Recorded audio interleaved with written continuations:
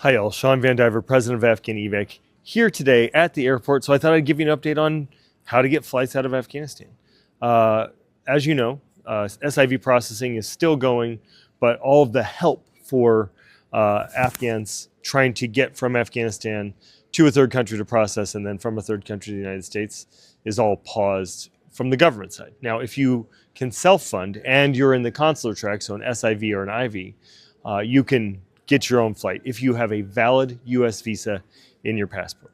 And if you have that and you can't afford it yourself, you can go to afghanevac.org/self-depart and we'll help you get here. The Afghan Allies Safe Arrivals Initiative is a group made up of Task Force Argo, the Community Sponsorship Hub, and several other groups that are here to make sure that you're able to get to your American dream.